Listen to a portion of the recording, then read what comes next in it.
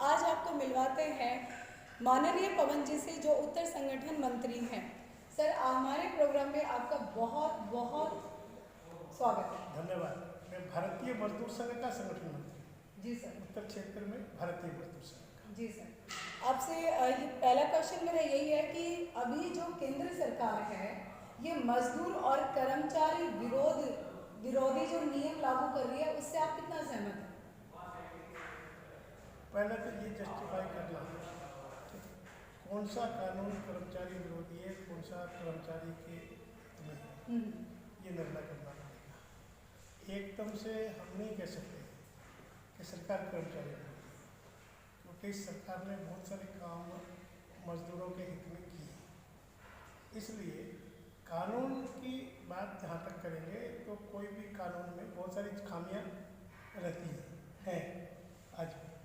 तो टोटल मिलाकर सरकार कर्मचारी विरोधी है, मैं इसे सहमत हूँ। इससे आप सहमत नहीं हैं? ठीक है, तो आप कई बार देखा गया है कि जब सरकार मजदूरों के खिलाफ या मजदूर विरोधी कुछ काम करती है तो आप उसका उतना जोर देकर समर्थन नहीं करते जितना छोटा सा कोई काम किया मजदूरों के लिए, उसमें आप पुनर्जोर समर्थन करते हैं जोर शोर के साथ। भारतीय मजदूर संघ प्रारंभ से लेकर आज तक रिस्पॉन्सिव कोऑपरेशन की नीति में भरोसा करता है। जैसे सरकार अगर मजदूरों के हित में कोई काम करती है हम उस पर धन्यवाद करते हैं। सरकार जितना मजदूरों का विरोध करती है, मजदूर विरोधी कोई नीति लेकर आती है, भारतीय मजदूर संघ उसका उससे ज़्यादा तीखा विरोध करता है। आप अगर देखेंगे पिछले 50 साल में भी देखेंगे, पिछले 5 साल में भी देखेंगे, इस कोरोना काल में भी देखेंगे, तो भारतीय मजदूर संघ का कार्यकर्ता हर समय सरकार की कोई मजदूर विरोधी नीति आई है तो उसको लेकर सड़क पर खड़ा नजर आया। और हमने सरकार को बहुत सारी नीतियां बदलने पर बाध्य भी किया। अभी जो मजदूर संघ कई बार प्रोटेस्ट करते हैं वो इतना उभर के नहीं आता है जब वो विरोध करते हैं तो, लेकिन जो छोटा सा काम सरकार ने मजदूरों के लिए कर दिया तो उसका बहुत ज्यादा समर्थन किया जाता है कि सरकार ऐसा एक भी उदाहरण नहीं बता सकती कि कोई छोटा काम हुआ भारतीय मजदूर उसमें बड़ी प्रशंसा की और सरकार ने मजदूर विरोधी काम किया और हमने मजदूरों के बीच में व्यापक जन जागरण चलाकर उसका विरोध नहीं किया। सर अभी आप एक भी एग्जाम्पल नहीं सकते। सर वो तो देखो कई बार दिखती है, कवरेज भी करते हैं हम लोग, वो चीज़ें सामने आती हैं जितना फैलाया जाता है। तो इसमें अभी पीछे नगर निगम के भी कर्मचारी बैठे हैं, आंगनबाड़ी मजदूर बहुत से हैं जो बैठते हैं लेकिन उनका अता पता नहीं होता कि वो अभी आंदोलन कर भी रहे हैं कि नहीं कर रहे हैं। ये जो है ये वास्तव में मैं अगर बोलूँगा तो थोड़ा जरा आपको अटपटा लगेगा। ये मीडिया की नीति है, मीडिया हाउसेस की पॉलिसी है। सर मीडिया तो कविता जी सुनिए थोड़ा पेशेंस से सुनिए। ये जो मैं आपकी बात नहीं करता, आप मेहनत करके कवरेज करके ले जाते हैं, जो ऊपर के बड़े मीडिया हाउसेज हैं जो कॉर्पोरेट के शिकंजे में, ये उनकी नीति है कि मजदूर आंदोलन को कम से कम दिखाया जाए। ये हमारा जो पत्रकार मित्र जो न्यूज़ जनरेट करता है वो मेहनत करके स्टोरी बनाएगा, मेहनत करके कवरेज करके लेके जाएगा, फिर तो सारी चीज़ें उसके हाथ में नहीं है। क्योंकि मीडिया में एक बड़ा बदलाव हुआ है पिछले 15-20 साल में। ये जो संपादक नाम का प्राधिकार, इसकी जो स्वतंत्रता थी वो चली गई। उसके कारण से मीडिया आज मजदूरों के समाचारों को उभारता नहीं है। तो इस पर आप सहमत हैं कि जो किसान आंदोलन है उसको भी गोदी मीडिया जो बुलाया जा रहा है वो सही बुलाया जा रहा है? किसान आंदोलन पर कोई टिप्पणी नहीं करूँगा। ओके, चलो सर, मार्च का महीना है और महिलाओं की बात कर ले थोड़ी सी। 8 मार्च को हर कोई महिला को बहुत ज़्यादा महत्व, शॉफ भी लगा लो, मेरी तरफ से तो यही है, क्योंकि मैं नहीं मानती कि आज भी उतना मान सम्मान औरत को दिया जा रहा है, बराबरी का अधिकार। अभी अगर हम बात करें जॉब में या नौकरी में, मातृत्व अवकाश बढ़ा है, अच्छी बात है कि महिलाओं को अवकाश दिया गया। इस पर आपको नहीं लगता कि महिलाओं का नौकरी में जो स्थान दिया जाना चाहिए, जितनी अपॉर्चुनिटी वो कम हुई है, रोजगार कम हो गया एक तरह से? आपकी ये बात सच है, दोनों बातें सच है। मातृत्व अवकाश बढ़ा है और उस मामले में खास करके असंगठित क्षेत्र में, इनफॉर्मल सेक्टर में महिलाओं के जॉब का नुकसान हुआ है कुछ मात्रा में, किंतु बहुत बड़े पैमाने पर संगठित क्षेत्र में इसका लाभ भी हुआ है। ये दोनों बातें सच है। तो इसके लिए आप क्या करते हो? नहीं, हम अवेयरनेस कंपेन करते हैं दोनों तरफ, उद्योगपति को भी समझाते हैं, और एक काम अगर सब मिलकर करें, इसका एक समाधान है। समाधान क्या है कि बड़े पैमाने पर ESIC की कवरेज बढ़ाई जाए। अगर एम्प्लॉय स्टेट इंश्योरेंस कॉर्पोरेशन, जीवन कर्मचारी जीवन बीमा निगम अपनी कवरेज बढ़ाएगा, उसको कवरेज बढ़ाने की सहूलियत दी जाएगी, तो फिर ये समस्या कम होगी। क्योंकि संगठित क्षेत्र में इसलिए लागू है कि 6 महीने 6.5 महीने की जो तनख्वाह का भुगतान है वो ESIC करता है। प्राइवेट सेक्टर हो, गवर्नमेंट सेक्टर हो, कोई सेक्टर जो ESIC की कवरेज में आते हैं उसका भुगतान वो करता है। असंगठित क्षेत्र में ये समस्या ज़्यादा आती है। असंगठित क्षेत्र में ESIC अपना दायरा बढ़ाए, उसके लिए हम प्रयत्नशील। और ये अभी जो माइनिंग के क्षेत्र में भी महिलाओं को जो नए नियम बनाए गए हैं माइनिंग क्षेत्र में, कि महिलाएं रात को भी जॉब कर सकती हैं, नाइट शिफ्ट कर सकती हैं या रात की पाली में काम कर सकती हैं। केवल माइनिंग का मामला नहीं है, टोटलिटी में महिलाएं नाइट शिफ्ट में काम कर सकती हैं, ये विषय है। माइनिंग हो या फैक्ट्री हो या कोई और सेक्टर हो, तो ये सही है महिला? भारतीय मजदूर संघ हमने इसका विरोध किया। भारतीय मजदूर संघ सरकार के इस विचार से सहमत नहीं है कि महिलाओं को नाइट ड्यूटी करनी चाहिए। किंतु दुर्भाग्य से इस देश का एक दुर्भाग्य है कि जो तथाकथित प्रोग्रेसिव महिलाओं के NGO हैं, तथाकथित,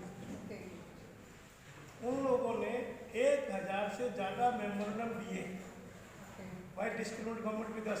Why not we can do night duty? This that. एक जेंडर इक्वलिटी जिसकी आप चर्चा कर रहे थे, उसके नाम पर 1000 से ज़्यादा महिला NGO ने सरकार को मेमोरेंडम दिया है, उन्होंने नाइट ड्यूटी की मांग की है। सो कॉल्ड प्रोग्रेसिव फ्रंट जो है, जो बहुत बड़ी मात्रा में महिला मुक्ति, महिला शोषण, महिला ये बात करते हैं, उन लोगों ने मांग की है कि पुरुष जो है महिलाओं को नाइट ड्यूटी करने नहीं देता, हम करेंगे। और ये एक बड़ा संकट है प्रोग्रेसिव महिलाओं का, सामाजिक महिलाओं का नहीं है। सो कॉल्ड प्रोग्रेसिव महिलाओं का बड़ा संकट है देश में। अगर कुछ महिला संगठन इसके विरोध में खड़े होते हो तो क्या आप उसका साथ देंगे? निश्चित हम इसके विरोध में, क्योंकि भारत में महिला जो ड्यूटी करने जाती है, नौकरी करने जाती है, उसकी परिस्थिति ऐसी रहती है कि वो मजबूरी में नौकरी करने जाती है। मैं इसको मानता हूँ।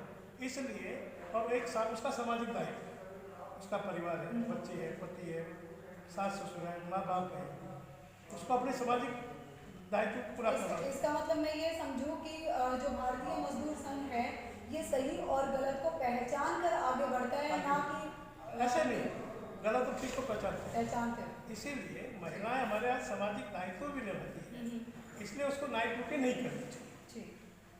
तो भारतीय मजदूर संघ का अभी भावी एजेंडा क्या हो सकता है? हम अभी 2-3 एजेंडों पर निकट में काम करने वाले हैं। एक हमारा एजेंडा है जिस पर आप बार बार चर्चा कर रहे हैं। 8 मार्च को जो ये अंतर्राष्ट्रीय महिला दिवस है, इस पर सारे देश में हम अपने ढंग से जन जागरण करेंगे सारे देश में। मार्च के तीसरे सप्ताह में 15 मार्च से हम पेंशनर्स की समस्या को लेकर के सारे देश भर में धरना प्रदर्शन करेंगे पेंशन। और अभी मार्च से लेकर नवंबर तक लगातार हम ये जो सरकार की नीतियाँ, ये निजीकरण की, प्राइवेटाइजेशन की, कॉर्पोरेटाइजेशन की, बैंकों को बेचने की, LIC के 75% शेयर करने की, 74% शेयर करने की, ये जो नीति आई है बजट में, पब्लिक सेक्टर के डिसइन्वेस्टमेंट की, इसको लेकर के हम लगातार अवेयरनेस करते हुए, आंदोलन धरना प्रदर्शन करते हुए सरकार पर एक प्रेशर बनाएंगे कि सरकार अपनी इस नीति को रोल बैक करे। ये ओल्ड पेंशन स्कीम आपके एजेंडे में कब से है? पहले से या अभी? पहले दिन से। ऐसा तो नहीं कि सरकार ने अगर पहले दिन से 1 जनवरी 2004 में जब से स्कीम आई है, भारतीय मजदूर संघ इस स्कीम का विरोध करता है। किंतु 10 साल तक UPA की सरकार ने इस स्कीम में कुछ नहीं किया। 6 साल में इस सरकार ने उस स्कीम में बहुत सारे मॉडिफिकेशन किए हैं, और एक मॉडिफिकेशन ऐसा कि एक सरकार फंस गई है। सर कई बार ऐसा लगता है कि जो सरकार मजदूरों के लिए विषय तैयार करती है, जो एजेंडा तैयार करती है, वो उसी को आप अप्लाई कर लेते हैं या अपना खुद का भी कुछ? हमारे एजेंडा पर हम सरकार को चलने पर बाध्य करते हैं, सरकार के एजेंडे पर नहीं। सरकार के विषय कई बार ऐसा लगता है कि उन्होंने जो तय किया वही आपने अपना लिया। हम वैसा नहीं, हम जो कहते हैं वो सरकार अपना, आप जो कहते हो वो सरकार अपनाए, इसके लिए हम जोर लगाते हैं। ओके, ऐसा नहीं, हम सरकार के पीछे नहीं चलते, ठीक। हम मजदूरों के पीछे चलते हैं। ये फिक्स्ड टर्म एम्प्लॉयमेंट है, इसके बारे में क्या कहेंगे सर? फिक्स्ड टर्म एम्प्लॉयमेंट निश्चित रूप से देश के लिए, समाज के लिए, मजदूर के लिए, उद्योग जगत के लिए नुकसानदायक साबित होगा। तो इसका विरोध कहाँ तक करते हो? सरकार सुनती भी है? क्या है, आज मैंने जिससे पहले कहा ना, कुछ उद्योगपति है जी, जिनका सरकार पर दबाव, सबको पता है, यानी कि कहीं ना कहीं किसान आंदोलन से जुड़ी हुई चीजें हैं। नहीं दबाव क्या कि हम नौकरी देते हैं, हमको निकालने का अधिकार चाहिए। ओके, ठीक है ना? जबकि मैं मानता हूँ, भारतीय मजदूर संघ मानता है, नौकरी का जब कैजुअलाइजेशन होगा तो उद्योग का कैजुअलाइजेशन हो जाएगा जी, कहीं ना कहीं क्वालिटी से कंप्रोमाइज हो जाएगा, ओके, और जब क्वालिटी से कंप्रोमाइज हो जाएगा तो अंततः नुकसान किसको होगा? तो उद्योग को नुकसान होगा। सर आपकी बात बिल्कुल जायज़ है। तो इसका मतलब ये है कि हरियाणा सरकार ने जो 75% आरक्षित सीट कर दी है स्थानीय लोगों के लिए, ये तो फिर गलत है। अब हरियाणा सरकार ने ये जो निर्णय किया, जी, 75% जो आरक्षण जो निर्णय किया, मैं ये मानता हूँ सरकार अपने प्रदेश के युवाओं का कौशल बढ़ाए, जी, उनके स्किल डेवलप करे, उनको योग्य बनाए रोजगार, उनको हरियाणा में बांधने की बजाय उनको इतना योग्य बनाए कि वो सारे देश के उद्योग में कब्जा करे जाकर, बजाय उसको हरियाणा में रोके। हाँ, मतलब मेन ये है कि अभी इतना स्किल डेवलप करें कि वो देश और दुनिया में उद्योगों में प्रभावी भूमिका में आ जाए। तो ये सरकार को इसलिए सरकार ये सोचे कि स्किल डेवलप कैसे हो।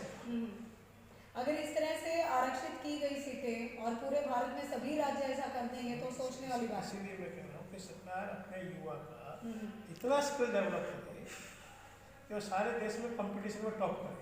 तो आप इस बात का हमें कोई दिक्कत करेंगे? हमें कोई दिक्कत नहीं, हम स्किल डेवलपमेंट पर जोर दें। मतलब कहीं ना कहीं सरकार तक ये बात पहुंचाने की सरकार कोशिश करते हुए निश्चित रूप से हम सरकार को ये कह रहे हैं, कहेंगे कि सरकार स्किल डेवलपमेंट पर, क्योंकि सीधा सीधा प्रवासी मजदूरों के पेट पे लात मारना हो गया एक तरह से। स्किल डेवलप नहीं हो रहा, स्किल डेवलपमेंट नहीं हो रहा, दुर्भाग्य से स्किल डेवलपमेंट नहीं होगा जी, तो हमारा नौजवान क्या करेगा? तो ये सरकार की खामी है। सरकार के स्किल डेवलपमेंट करे, और स्किल डेवलपमेंट भी कौन सा? उसमें भी एक अंतर है। सरकार अपने ढंग से स्किल डेवलप करती है जी, हमको उस पर आपत्ति है। जी, स्किल और उद्योग, जी, इसका कहीं ना कहीं कनेक्शन है। तालमेल चाहिए। जी, उद्योग की मांग क्या है? स्किल, किस स्किल की मांग कर रहा है वो? हमें जो उद्योग में जो काम प्रोडक्शन के लिए चाहिए वही तो वो चाहिए, ले। बाकी डिग्री का क्या करेंगे? मैं इसीलिए कह रहा हूँ इस ढंग का स्किल डेवलपमेंट करें ताकि उद्योग की मांग पूरी हो जाए, नौजवान को रोजगार मिले। तो ये स्किल का मामला सीधे सीधा एजुकेशन से जुड़ता है कि हमारा जो शिक्षा क्षेत्र है वो बहुत ज़्यादा पूरा हो चुका है। अब मैं शिक्षा क्षेत्र पर बोलने के लिए मैं अधिकृत नहीं हूँ, क्योंकि मैं मजदूर क्षेत्र का आदमी हूँ, मैं बहुत सारा शिक्षा क्षेत्र लेकिन अभी यही बोल नहीं कहना सकता। उन्हें हम बनाते हैं तो थोड़ा बहुत तो पढ़ाना पड़ेगा। मैं क्या कह रहा हूँ, मैं बहुत स्पष्ट हूँ, स्किल को शिक्षा से जोड़े, स्किल को रोजगार से जोड़े, स्किल इतनी करे कि हमारा नौजवान अच्छी परफॉर्मेंस करे, और उसको किसी आरक्षण, देखिए योग्यता को आरक्षण की जरूरत नहीं होती, बिल्कुल, इसलिए इतना योग्य बनाओ उसको नौजवान। हमारे माननीय प्रधानमंत्री की भी एक स्कीम थी पकौड़ा बनाओ, वो कहाँ तक सफल हुई? लॉकडाउन में तो वो भी कामयाब नहीं हुआ, वो रोजगार भी हाथ में आया हुआ चला गया। आप पकौड़े बेचने वाले का अपमान मत करिए। नहीं, अपमान नहीं कर रही हूँ सर, मैं अपमान नहीं कर रही हूँ सर। सॉरी, आप ये जो छोटा रोजगार करने वाला आदमी है, मैं रोजगार की बात कर रही हूँ, आप इसको समझिए। एक समय अभी 2 साल पहले जब हमारे पीयूष गोयल थोड़े समय के लिए वित्त मंत्री बने थे, जी, अरुण जी के बीमार होने पर, उन्होंने एक इंटरनल बजट लाया था, अगर आपको ध्यान होगा। हाँ जी सर बताओ। उन्होंने कहा था जीडीपी में 42% शेयर इनफॉर्मल सेक्टर का है। जी। इनफॉर्मल सेक्टर कौन है? तो ये चाहे कोई चाय बेचता हो, चाहे कोई पकौड़ा बेचता हो, चाहे कोई मूंगफली बेचता हो, ये जो छोटा रोजगार करने वाले लोग हैं, सिर्फ वो करके खाते हैं, इज्जत करते हैं। नहीं, दे 42% share in GDP. Definitely. This is accepted by the finance minister, the floor of the house and parliament. ठीक। तो हमारा कहना है कि किसी भी रोजगार का अपमान मत करें। जी बिल्कुल सर। ये जो 75% आरक्षण है, इसकी वजह से लगता है कि जो प्रवासी मजदूर हैं वो पलायन करेंगे। अभी आया है, अभी कानून आया है और सरकार ने कहा है कि नए उद्योगों में इसको लागू करेंगे। तो नए उद्योग जब लगेंगे उसमें देखते हैं इसकी क्या भूमिका बनती है। सर एक लास्ट क्वेश्चन, थोड़ा सा लॉकडाउन के दौरान आप लोगों ने बहुत ज़्यादा अच्छे से काम किया और जो प्रवासी मजदूर थे उनको लेके जाना, छोड़ के आना, उनके खाने पीने की व्यवस्था, रख रखाव की व्यवस्था बहुत अच्छे ढंग से की थी, मतलब काबिल तारीफ कह सकते हैं। वो आपने जो काम किया था वो कहीं ना कहीं सरकार की असफलता को ढकने के लिए क्यों नहीं किया? हम मजदूर क्षेत्र में जो काम करते हैं जी, हम मजदूरों के केवल 8 घंटे का मजदूर नहीं मानते जी, हमारा मेंबर नहीं मानते, उसको हम अपने परिवार के सदस्य मानते हैं। और जब परिवार में कोई संकट आता है तो सबको मिलजुल कर उसका जितना संभव हो सहयोग करना चाहिए। भारतीय मजदूर संघ भारतीय मजदूर संघ केवल एक ट्रेड यूनियन नहीं है, केवल ब्रेड बटर यूनियन नहीं चलाते, हम एक सामाजिक संगठन भी है। सामाजिक संगठन के उत्तरदायित्व के नाते हमारे कार्यकर्ताओं ने सारे देश भर में जो भी संभव था सेवा कार्य करना, कच्चा भोजन देना, पक्का भोजन देना, कहीं जूता चप्पल देना, बच्चों को दूध देना, दवा देना, जो कुछ भी हमारे से बन पड़ा। हम नहीं मानते बहुत कुछ किया हमने, हम इतना ही मानते हैं जितना वो भगवान राम का जब पुल बन रहा था ना तो एक गिलहरी थी, गिलहरी जितना काम किया हम उतना ही करते। सर ये अभी जो महंगाई बढ़ रही है, तेल के भाव, ये सीधा जो है मजदूर पर ही तो इफेक्ट कर रहा है। इस बारे में आपने कहीं बोला नहीं अभी तक? क्यों नहीं बोला? इसका विरोध किया जितना यूपी की सरकार में मुझे ध्यान है कवरेज किया था, आप लोगों ने मुख्यमंत्री का घर का घेराव किया था, है ना? हाँ, इस बार आप क्या करने वाले हैं? अब भी हर मोर्चे पर सजग जी, महंगाई का मोर्चा हो, बेरोजगारी का मोर्चा हो, श्रम कानून का मोर्चा हो, सेवा का मोर्चा हो, सब जगह पर सक्रियता के साथ जब जो भूमिका निभानी है उसके लिए हम तैयार हैं, हमें तैयार हैं। इस पर मुद्दे पर, महंगाई के मुद्दे पर हम तैयार हैं, हम लड़ रहे हैं सरकार से, गलत बात है ये। और हमारी ये मांग है कि राज्य की सरकारों को इस पर सहमति देनी चाहिए। राज्य सरकार को मेरी पूरी बात सुनिए। राज्य सरकारों को सहमति देनी चाहिए और इस पेट्रोलियम प्रोडक्ट को जीएसटी के दायरे में लाना चाहिए।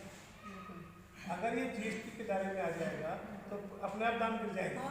पूरे देश में इसलिए सब जीएसटी काउंसिल में स्टेट गवर्नमेंट्स बैठी है, स्टेट के फाइनेंस सेक्रेटरी जीएसटी काउंसिल के मेंबर है, चेयर करती हैं नेशनल फाइनेंस सेक्रेटरी मिनिस्टर, देश के जो वित्त मंत्री हैं वो उसको चेयर करते हैं जीएसटी काउंसिल को, सब उसके मेंबर हैं, सब उस पर सहमति दे तो निश्चित रूप से और पेट्रोल के दाम गिरेंगे। इसलिए जीएसटी में आना चाहिए, ये भारतीय मजदूर का एक मुद्दा है। सर आपसे बात करके बहुत अच्छा लगा। आप इसी तरह से ईमानदारी से अपने क्षेत्र में काम करते रहिए। आपका बहुत बहुत धन्यवाद। धन्यवाद। इसी के साथ मैं बबीता फोगाट, थैंक यू।